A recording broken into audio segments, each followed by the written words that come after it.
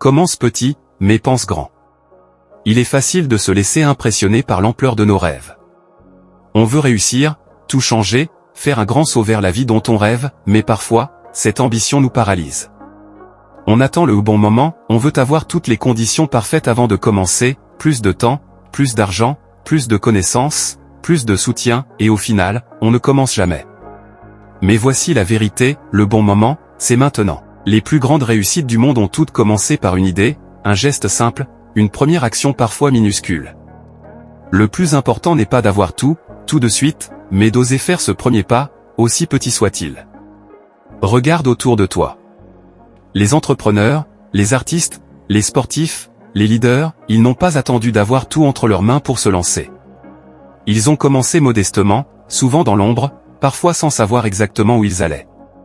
Mais ce qu'ils avaient en commun, c'était une vision claire, une grande idée qui les portait et les guidait. Commencer petit, c'est accepter de se former, de faire des erreurs, de tomber et de se relever. C'est apprendre à construire des bases solides, à se connaître, à affiner son talent et son message. Ce n'est pas une faiblesse, c'est une force. Car ceux qui commencent petit développent une résilience, une sagesse et une humilité que les départs faciles ne donnent pas. Penser grand, c'est ne jamais perdre de vue cette lumière au bout du chemin. C'est croire en soi, même quand les résultats tardent à venir. C'est se projeter dans la réussite, dans l'impact, dans la transformation que l'on veut apporter au monde ou à sa propre vie. Alors, ne sous-estime jamais un petit pas. Ne doute jamais de la puissance d'un geste simple. Commence aujourd'hui, là où tu es, avec ce que tu as. Et avance avec la conviction que chaque pas te rapproche de quelque chose de grand. Tu n'as pas besoin d'être parfait pour te lancer. Tu as juste besoin d'oser. Sois plus discipliné que motivé, choisis la constance plutôt que l'impulsion passagère. La motivation est un élan. Elle te donne envie d'agir, elle te booste, elle t'enflamme, mais elle est aussi instable, fragile, capricieuse. Certains jours, tu te réveilleras avec l'envie de conquérir le monde, de tout accomplir, de foncer sans hésiter.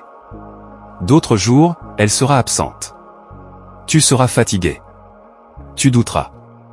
Tu n'auras pas envie. Et c'est là que la discipline entre en scène. La discipline, c'est ce que tu fais quand tu n'as plus envie de faire quoi que ce soit. C'est l'engagement que tu prends envers toi-même, peu importe ton état d'esprit du moment. C'est te lever et travailler, même quand la flamme de la motivation vacille. C'est écrire une page, faire cette séance de sport, respecter ton plan, continuer ton apprentissage, même sans applaudissements, sans résultats immédiats, sans l'envie. La motivation te pousse à commencer. La discipline te permet de continuer. Elle est la clé des vraies transformations, de celles qui marquent une vie. Elle te forge, elle te renforce, elle fait de toi quelqu'un sur qui on peut compter, surtout toi-même. Et ce n'est pas un talent. Ce n'est pas un don. C'est une décision. Une habitude. Un muscle à entraîner, jour après jour. Alors oui, recherche la motivation. Laisse-toi inspirer, rêve grand, ressens cette énergie qui te traverse. Mais ne mise pas tout sur elle. Car quand elle te quittera, oui, elle le fera, c'est ta discipline qui prendra le relais. Et c'est là que tu deviendras vraiment inarrêtable. Visualise ton objectif chaque jour, crée ta réalité avec la puissance de ton esprit. La visualisation est bien plus qu'une simple rêverie. C'est une technique puissante utilisée par les athlètes, les entrepreneurs à succès, les artistes et même les neuroscientifiques pour atteindre des objectifs, dépasser des peurs et programmer l'esprit pour la réussite.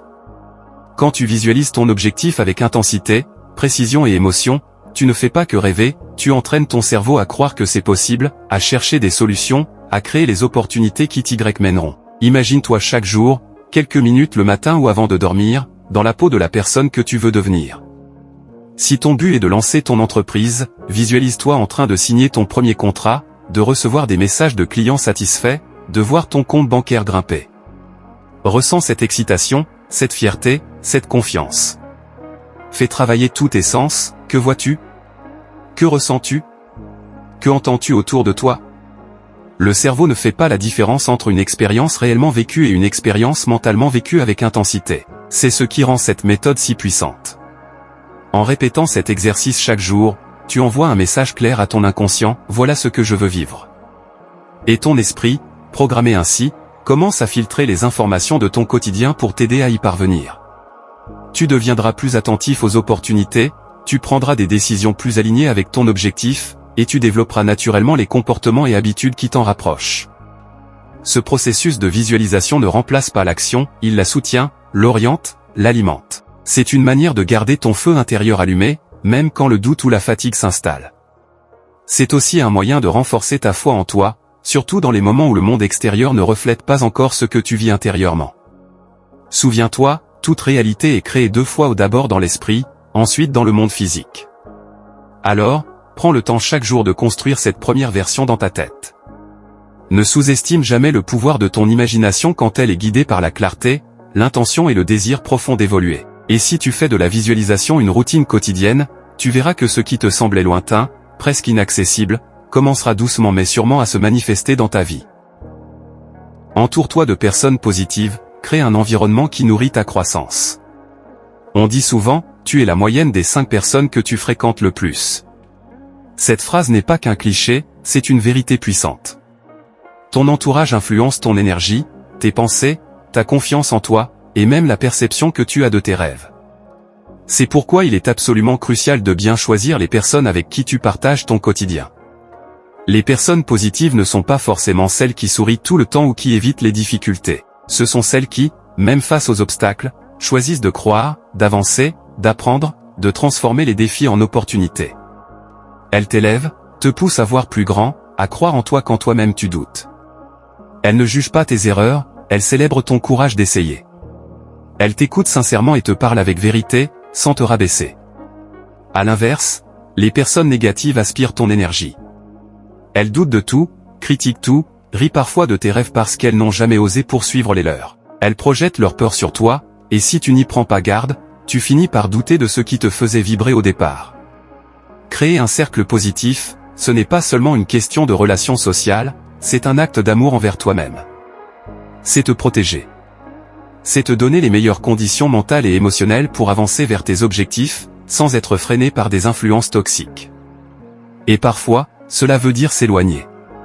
Prendre de la distance avec ceux qui te tirent vers le bas, même s'ils font partie de ton cercle proche. Ce n'est pas de l'égoïsme, c'est du respect pour ton bien-être. Tu n'as pas à te sentir coupable de chercher la paix et l'élévation. Cherche les personnes qui rêvent, qui créent, qui encouragent, qui bâtissent, qui relèvent les autres. Inspire-toi d'elles. Sois aussi cette personne positive dans la vie des autres. Car l'énergie que tu offres est souvent celle que tu attires. Souviens-toi, un environnement sain, encourageant et inspirant est un terreau fertile pour faire éclore tes plus grandes réussites. Transforme les échecs en carburant, fais de chaque chute un tremplin vers ta réussite. L'échec, aussi douloureux soit-il, n'est jamais une fin en soi.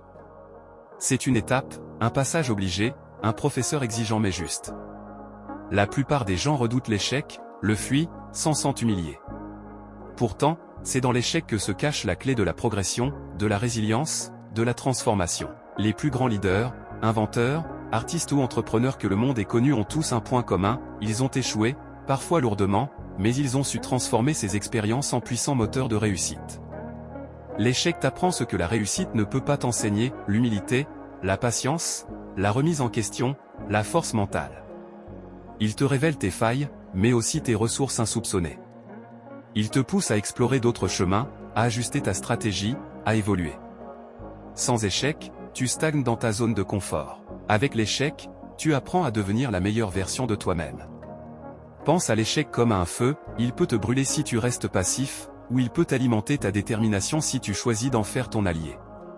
Utilise-le pour renforcer ta volonté. Chaque fois que tu tombes, relève-toi avec une leçon de plus dans ton sac à outils. Dis-toi, ce n'est pas contre moi, c'est pour moi. L'univers ne te punit pas, il t'enseigne. Et rappelle-toi ceci, ceux qui réussissent ne sont pas ceux qui ne tombent jamais, mais ceux qui se relèvent toujours avec plus de sagesse, plus de rage de vaincre, plus de foi en eux-mêmes. L'échec est temporaire. L'abandon est définitif. Tant que tu continues, tu es déjà en train de gagner. Alors, la prochaine fois que tu échoues, ne baisse pas les bras. Prends une grande inspiration, analyse ce qui s'est passé, apprends, ajuste et avance. C'est dans ta réaction face à l'échec que se construit ton destin.